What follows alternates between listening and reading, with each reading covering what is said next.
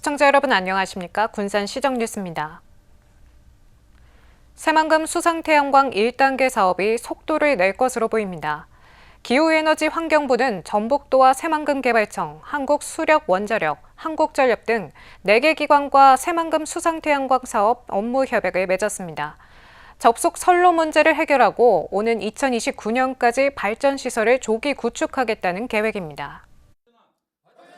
9일 전북도청에서 열린 새만금 재생에너지 적기연계 업무 협약식. 기후에너지환경부와 전북도, 새만금개발청, 한국전력공사, 한국수력원자력은 새만금 수상태양광 적기연계를 위한 업무 협약을 맺었습니다. 지난 2018년부터 추진된 새만금 수상태양광 사업. 방조제 안쪽 수면에 태양광 발전시설을 띄워 1.2기가와트의 전기를 생산하겠다는 계획입니다. 이는 원전 1기 규모에 해당합니다. 하지만 발전사가 내륙까지 15km에 달하는 접속선로 건설에 대한 갈등으로 장기간 지연됐습니다. 2018년에 대통령님이 직접 참여하셔서 비전 선포식을 했는데 그럼에도 불구하고 그 개통경계 비용 부담 문제 때문에 이 사업이 수년간 지체가 됐습니다. 하지만 이번 협약에 따라 오는 2029년 1단계 사업이 구축될 것으로 보입니다. 기존에는 변환소까지 15.4km의 긴 송전 선로를 지어야 했지만 연계 지점을 새만금 인근에 설치될 고압직류 변환소로 옮겨 1.7km 구간만 연결하면 됩니다. 송전 선로 길이가 짧아지면서 사업 지연의 핵심 원인이었던 비용 부담 갈등이 크게 줄어들었습니다. 이로 인한 절감될 사업비는 2천억 원에서 3천억 원 수준입니다. 또 2031년까지로 잡혀있던 공용선로 구축 목표를 2029년 12월로 앞당겼습니다. 29년까지 산업운전이 1.2기가 꼭 마무리될 수 있도록 앞으로도 모든 노력을 다하고 저희들도 지원을 아끼지 않겠습니다. 사업이 또다시 지연될 수 있다는 우려에 대해서는 정부가 책임지겠다는 입장입니다. 그 기간을 절대로 늦춰지지 않도록 기후가 책임지고 우리 양 기관과 전북도 새만금청이 합심해서 반드시 그 약속을 지킬 수 있도록 하겠습니다. 늦춰지는 일은 없을 겁니다. 김성환 기후부 장관은 또 기업을 유치하기 위해 전력지역 요금제를 시행할 방침도 밝혔습니다. 전기는 특성상 생산된 곳에서 먼저 쓰고 남는 것을 송전하게 되어 있습니다. 또 송전 과정에서 지금은 송전 비용을 별도로 계산하지 않았습니다만 장차는 송전 비용까지 다 계산을 해서 일종의 지역 요금제 제도가 조만간 도입되면 아무래도 전기가 있는 곳에서 보다 값싼 전기를 쓸 수 있기 때문에 기업은 충분히 그런 유인 효과가 있을 거라고 판단합니다. 멈춰있던 새만금 수상 태양광 발전 사업이 본 궤도에 오를지 관심을 모으고 있습니다. 전북도가 법정 공방 중인 새만금 국제공항이 올 하반기 착공될 전망입니다. 전북도는 새만금 공항 항소심에 대해 신속한 재판 진행을 요청하고 있으며 판결이 마무리되는 대로 올해 하반기 착공을 추진하겠다고 밝혔습니다. 또 새만금 공항 경쟁력 강화 방안 연구 용역을 통해 활주로 연장 가능성과 시설 확충 방안, 수요 전망 등을 종합적으로 분석할 계획입니다. 연구 결과는 제7차 공항개발 종합계획에 반영해 규모 확대와 위상 강화를 공식화하는 데 활용될 예정입니다. 군산시가 에너지와 산업, 첨단 기술을 중심으로 미래성장 엔진 구축에 나섭니다. 강임준 시장은 군산에 소재한 13개 혁신기관 대표와 간담회를 열고 미래 성장 동력을 체계적으로 확보하기 위해 실무단을 구성하기로 했습니다. 또 AI 데이터 센터와 반도체 등 대규모 전력 수요가 필요한 첨단 기업 유치를 위해 재생에너지 기반 산업 인프라를 구축할 예정입니다. 이와 함께 전기차 핵심 부품 산업과 무인이동체 실증 사업 고도화를 통한 차세대 모빌리티 산업도 육성할 방침입니다. 새만금에 10기가와트 규모의 재생에너지 단지를 조성하는 종합계획이 수립됩니다.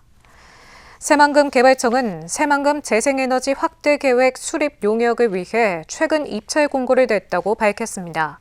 이 용역은 새만금 재생에너지 10기가와트 확대 계획과 인근 전력 개통 현황, 재생에너지 원별 사업 소요 기간, 제도 개선 방안 등이 담겼습니다. 또 재생에너지 설치가 가능한 최적의 위치 선정과 공급 가능 용량, 추정 소요 비용 등을 종합적으로 들여다보며 용역은 다음 달부터 오는 10월까지 진행될 예정입니다. 군산 계정면 행정복지센터가 새 청사를 완공하고 새롭게 문을 열었습니다. 군산시는 강임준 군산시장과 주민 등 150여 명이 참석한 가운데 개청식을 열고 새로운 출발을 알렸습니다. 신청사는 기초생활거점과 어울림 문화센터를 포함한 복합청사로 건립됐습니다. 한편 기존 청사는 노후화와 공간 협소로 주민들의 불편이 이어져 왔습니다. 군산시가 중소기업 노동자의 퇴직연금 적립액을 추가로 지원하는 사업을 전국에서 처음으로 시행합니다. 군산시는 다음 달 이후 근로복지공단의 중소기업 퇴직연금 기금제도에 가입한 사업장 노동자에게 퇴직연금액 10%를 추가 지원한다고 밝혔습니다. 대상은 30인 이하 중소기업에서 근무하는 전년도 월평균 보수 281만 원 미만인 노동자입니다. 군산시가 올해 전기차 구매 보조금으로 승용차 한 대당 1,210만 원, 화물차는 최대 1,750만 원까지 지원합니다. 군산시는 올해 86억 원의 사업비를 투입해 전기자동차 579대를 상반기와 하반기 두 차례 나눠 보급할 예정입니다. 이 가운데 상반기에는 전체 물량의 80%인 465대를 집중 보급할 계획입니다. 다자녀 가구와 생애 첫 자동차로 전기차를 구매하는 청년들에게는 추가 보조금 혜택도 지원합니다. 새만금의 2차 전지와 첨단 소재 분야를 중심으로 한 대규모 투자가 이어지고 있습니다. 지난해 군산시가 유치한 기업들의 투자 규모는 2조 원을 육박하며 지역산업, 지역 변화와 일자리 창출에 대한 기대감이 커지고 있습니다. 포스코 퓨처엠의 자회사인 퓨처그라프, 지난해 6월 전북도, 군산시와 투자 협약을 맺고 5,800억 원, 새만금 국가산단 609에 공장을 건설합니다. 이 공장에서는 2차 전지 핵심 소재, 음극재인 구형 흑연을 생산하게 되며 연간 3만 7천 톤에 달합니다. 이는 현재 전량 중국에 의존하고 있는 구형 흑연을 국산화하는 의미 있는 성과로 평가됩니다. 이번 투자로 165명의 신규 일자리가 창출될 전망입니다. 친환경 에너지 분야 투자도 이어지고 있습니다. 바이오 연료 생산 기업인 DS단석은 지난해 6월 전북도, 군산시와 협약을 체결하고 오는 2031년까지 군산국가산업단지에 친환경 바이오 항공유 등을 생산하는 공장을 건립할 계획입니다. 투자금은 1조 900억 원에 달하며 265명의 신규 고용이 기대됩니다. 군산시가 지난해 투자 협약을 체결한 기업은 모두 16곳. 전체 투자 유치 금액은 1조 9,764억 원. 고용 창출은 910명에 이릅니다. 투자는 2차 전지와 첨단 소재 분야를 중심으로 한 신성장 산업에 집중되고 있습니다. 새만금 산단이 투자진흥 지역과 종합보세구역으로 지정되고 2차 전지 특화단지 조성 등 군산시가 갖춘 산업 입지 행정 여건이 기업의 실질적인 투자 수요와 잘 맞아떨어진 결과라고 생각합니다. 이 같은 성과로 군산시는 지난해 전북도 투자 유치 우수기관으로 선정됐습니다. 기업의 요구를 행정에 반영하는 소통 중심의 투자 행정이 실질적인 성과로 이어졌다는 평가입니다. 군산시는 기업 후견 인재와 실시간 소통 시스템 등을 통해 기업하기 좋은 도시 조성에 속도를 낸다는 계획입니다.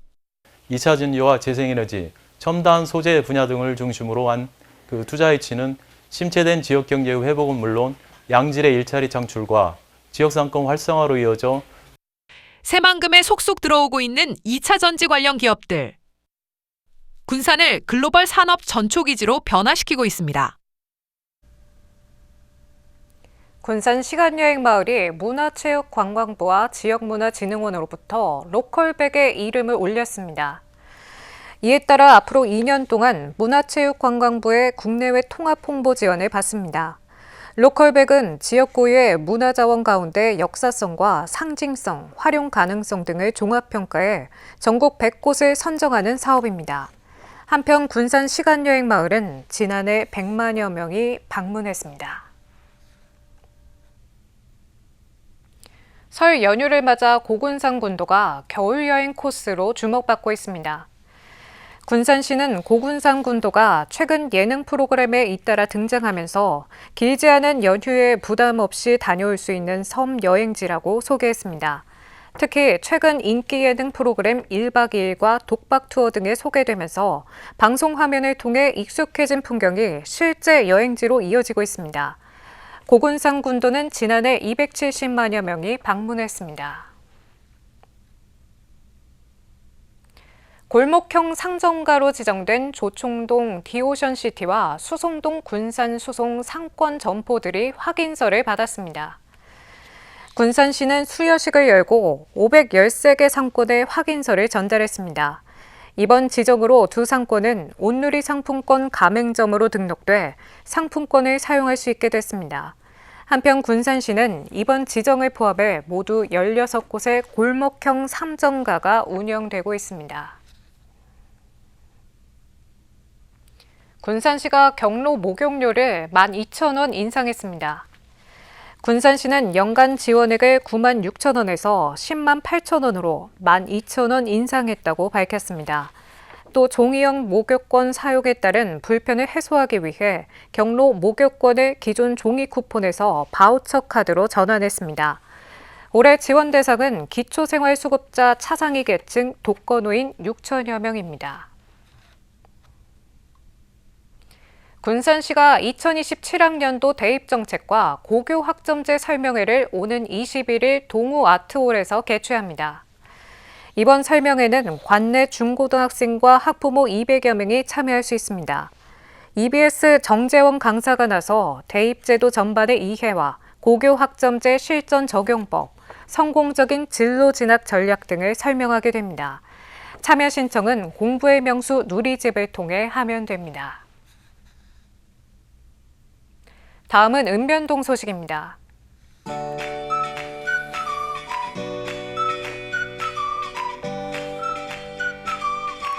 군산시 자원봉사센터가 설을 앞두고 가족과 함께하기 어려운 취약계층 어르신과 아동세대를 위해 명절 음식 꾸러미를 제작해 전달했습니다. 꾸러미는 소고기, 떡국떡, 한우 사골곰탕, 김치 등 설 명절에 어울리는 다양한 품목으로 구성했으며 읍면동 행정복지센터의 협조로 관내 취약계층 100세대에 전달했습니다.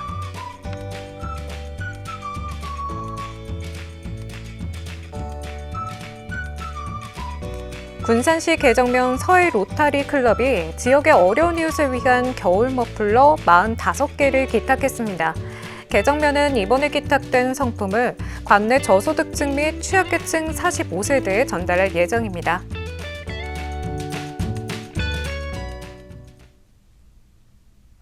이것으로 군산 시정 뉴스를 마칩니다. 시청해주신 여러분 고맙습니다.